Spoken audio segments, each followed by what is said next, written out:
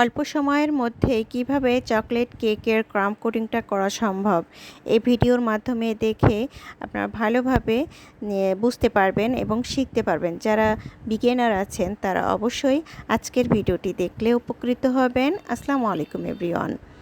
কাছে বা দূরে, দেশে বা দেশের বাইরে, যে যেখান থেকে ভিডিওটি দেখছেন, আশা করি সবাই আল্লাহর অশেষ রহমতে অনেক অনেক ভালো আছেন ও সুস্থ আছেন। চকলেট কেকের ক্রাম কোটিংটা কতটা সহজে করা সম্ভব এটাই ফুটিয়ে তোলার চেষ্টা করেছি। তো ফার্স্টে কেকটি লেয়ার করে কাটিং করেছি, 3টি লেয়ারে কেটে নিয়েছি। তারপর আমি ক্রাম কোটিংটা শুরু করব। তো কেকটা দেখে বুঝতে পারছেন কতটা সুন্দর হয়েছে। আসলে কেকটা যত সুন্দর হয়, কেক খেতে অবশ্যই ততটাই ভালো লাগে। তো ফার্স্টে কেক বোর্ডে বেশ পরিমাণে একটু ক্রিম নিয়েছি, আর ক্রিমটা ছিল চকলেট ফ্লেভারের। কেক বোর্ডে একটু বেশি করে ক্রিমটা দিয়েছি, যার কারণে কেকটা সুন্দরভাবে সেট হয়ে থাকতে পারে। তো ফার্স্ট লেয়ারটি বসিয়ে দিয়েছি একদম কেক বোর্ডের মাঝ বরাবর। তারপর সুগার সিরাপ অ্যাড করেছি।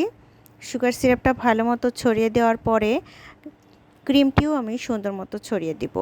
ফার্স্টেই একটুখানি ক্রিম নয়, বেশ অনেকখানি ক্রিম, যতটা পরিমাণ দিলে একবারেই হয়ে যাবে। আমি একটু বেশি করে নিব, যার কারণে আমার খুব অল্প সময়ের ভিতরে চারদিক সুন্দরভাবে সেট করা হয়ে যাবে। আমরা অনেকেই মনে করি একটু একটু করে দিতে থাকি, তাহলে হয়তো ক্রিম কম লাগতে পারে কিংবা হয়তো ভালো হতে পারে, সাহসটা আসে না। তো ফার্স্টেই আমরা যদি একটু বেশি পরিমাণে ক্রিম নিয়ে ছড়িয়ে দিতে থাকি, তো একবারেই অল্প সময়ের ভিতরেই কিন্তু ক্রিমটা সুন্দর মতো ছড়ানো সম্ভব হয়। আর যেহেতু এটা স্পঞ্জ কেক, সেক্ষেত্রে সুগার সিরাপ অবশ্যই ইউজ করতে হবে। সুগার সিরাপটা ভালো মতো চারো সাইড ছড়িয়ে দিতে হবে।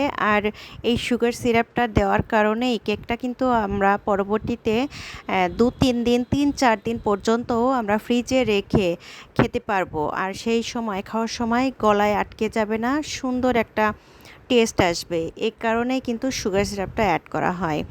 তো এটা অনেকটাই জরুরি। তো একে একে 3টি লেয়ারই কিন্তু বসিয়ে দিয়েছি। আর তারপর ক্রাম কোটিং করে আমি কিছুটা সময় ফ্রিজে রেস্টে রেখেছিলাম, কারণ ক্রিমটা যখন আমার সেট হয়ে যায়, ক্রিমটা একটু জমাট বাঁধার জন্য একটু হলেও সেট হতে দিতে হয়। তারপর আমি যখন উপরটা ফিনিশিং করব, সে সময় কেকের গুঁড়িগুলো উপরে ভেসে উঠবে না, এ কারণেই কিন্তু ফ্রিজে একটু সেট হতে দিতে হয়।